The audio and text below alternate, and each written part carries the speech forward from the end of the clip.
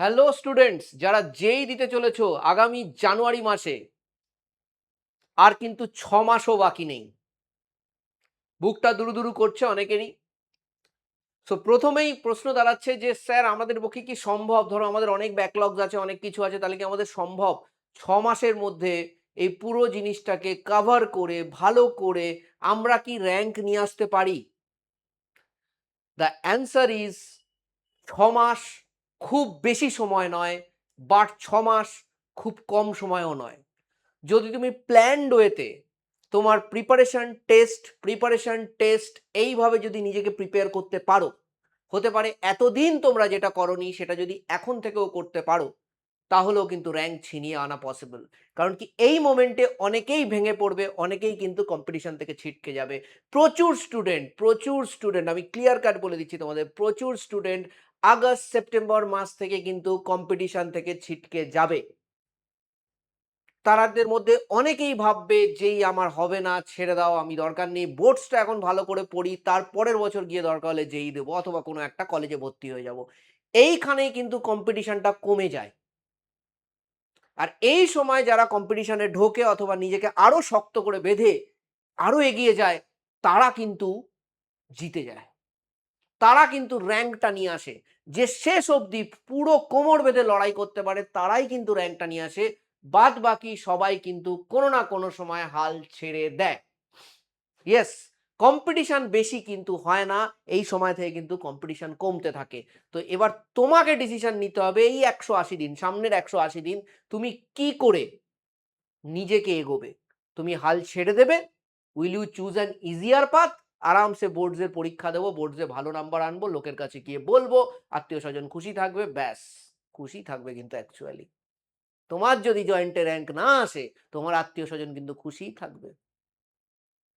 মনে মনে কিন্তু বলে বোর্ডসে নাম্বার নিয়ে কি হবে, বোর্ডসে নাম্বার অটোমেটিক্যালি ভালো আসবে তুমি যদি যেই জন্য ভালো করে প্রিপেয়ার করো। শুধু তোমাকে আরেকটু বেশি প্রিপারেশন করতে হবে।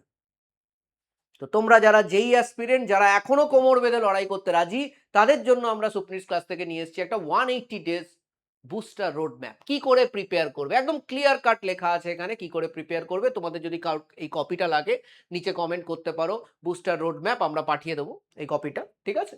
অথবা আমরা একটা লিঙ্ক দিয়ে দেবো, সেই লিঙ্কে তোমরা এই কপিটা পেয়ে যাবে, so that you can refer, অথবা বাড়িতে টানিয়ে রাখতে পারো এটাকে। সো একবার জাস্ট ডিসকাস করে দিচ্ছি।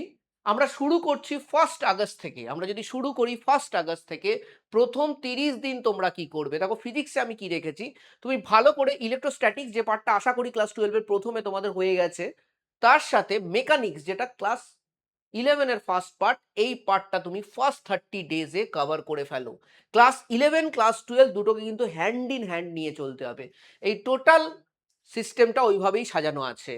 কেমিস্ট্রিতে তুমি যেরকম ক্লাস 11 এর আইসোমারিজম, জিওসির basic, some basic concepts of chemistry মানে mole concept and stoichiometry, redox, solutions যেটা ক্লাস 12 এ পড়েছো, এই চ্যাপ্টারগুলো এই মাসে কমপ্লিট করতে হবে, আগস্ট মাসে। Determinants, matrices, sets, basic mathematics, quadratic equation, sequence and series, এখানেও তোমরা দেখতে পাচ্ছ ডিটারমিনেন্ট, ম্যাট্রিক্স এগুলো ক্লাস 12 এ থাকে। Sets, basic mathematics, quadratic equation, sequence and series এই পার্টগুলো 11 এ থাকে।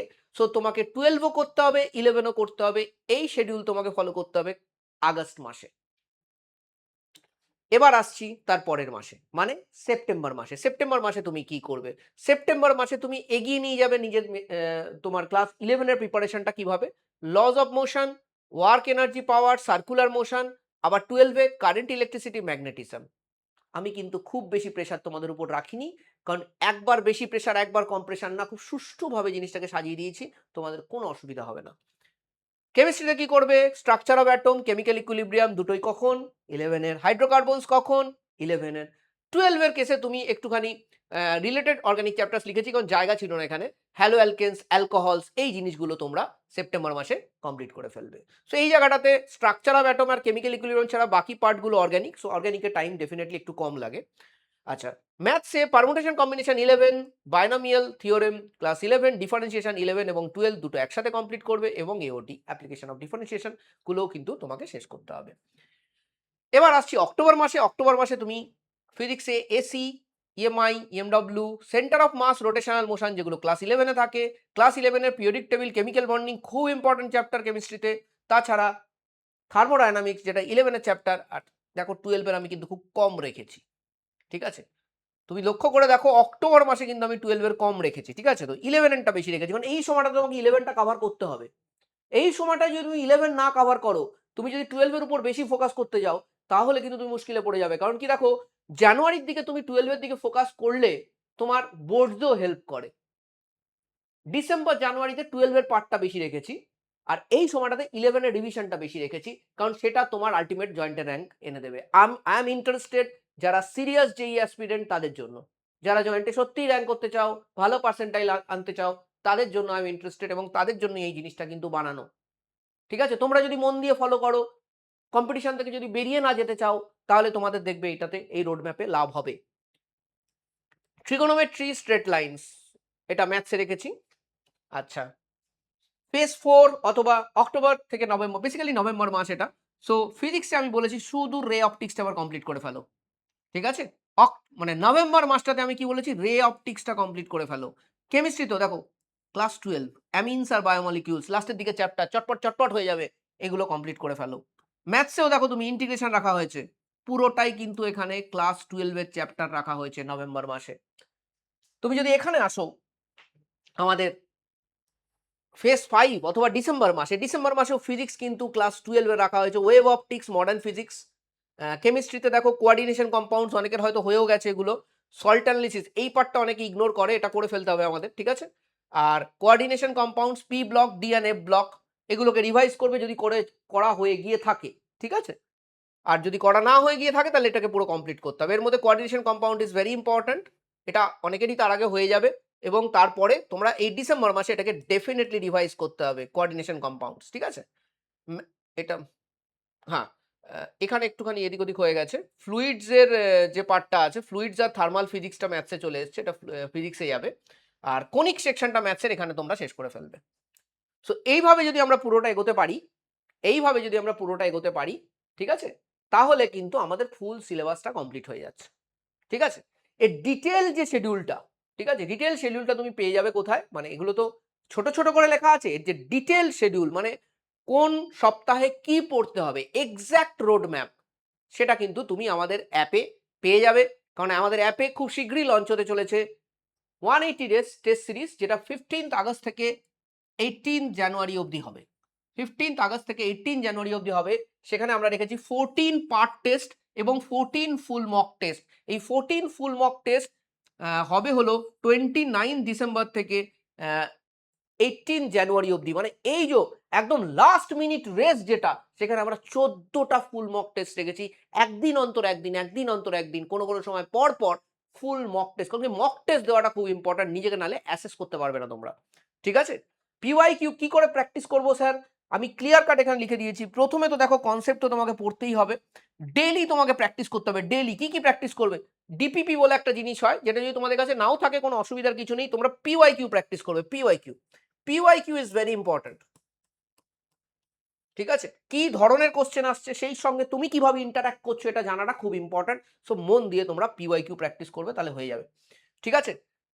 এই হলো আমাদের টোটাল শিডিউল। আমি একটা স্নিপেটস দিয়ে দিয়েছি এটার ভেতরে। বেসিক্যালি টোটাল যদি প্রপার শিডিউল, একদম উইক ওয়াইজ শিডিউল, প্রতিটা পরীক্ষায় কি কি সিলেবাস থাকছে সেই অনুযায়ী যদি আমরা প্রিপেয়ার করি, তাহলে কিন্তু আমাদের আর কোনো সমস্যা থাকবে না। ক্লাস 12-এর এই সময় থেকে যেই জার্নি অবধি আমাদের একটা সলিড স্ট্র্যাটেজাইজড প্রিপারেশন হবে, ঠিক? সো আমাদের 15th আগস্ট থেকে টেস্ট সিরিজ শুরু হচ্ছে, যেটা তোমরা আমাদের অ্যাপে পেয়ে যাবে, ঠিক আছে? সো এই 180 ডেজের প্রিপারেশনের জন্য test series along with the total schedule সেই কোর্সের আন্ডারে তোমরা পেয়ে যাবে, যেখানে কমপ্লিট টেস্ট সিরিজ পাবে তুমি, এবং কিভাবে প্রতি সপ্তাহে প্রিপেয়ার করতে হবে, যেটা খুব ইম্পর্টেন্ট। প্রতি সপ্তাহে আমাকে কি করতে হবে এক্স্যাক্ট লেখা আছে, তুমি এটা করো ভাই, তোমার কিছু মাথা কাটানোর দরকার নেই, তুমি এটা করো, করবো, ডান। এরপরের দিন এটা পরীক্ষা, এটা করো, করবো, ডান, শেষ। এইভাবে তো খানিকটা সত্যি কথা বলতে স্ট্র্যাটেজাইজড হইতে কিছুটা মেশিনের মতো কাজ তো করতেই হবে। সো আশা করি তোমাদের এই সামনের 180 দিনের প্রিপারেশন কোনো গন্ডগোল হবে না। এবং আবারও বলে দিচ্ছি, 180 ডেজ মানে 6 মাস is a lot of time and also not a very big time. খুব কম সময়ও নয়, কিন্তু খুব বেশি সময়ও নয়। একদম সলিড প্রিপারেশনের জন্য perfect time is 6 months. So you have to use your 6 months. তোমাদের এই ৬ টা মাস ইউজ করতে হবে এবং ইউজ করে র‍্যাংকটা ছিনিয়ে আনতে হবে, যেটা তোমরা পারবে। Thank you very much.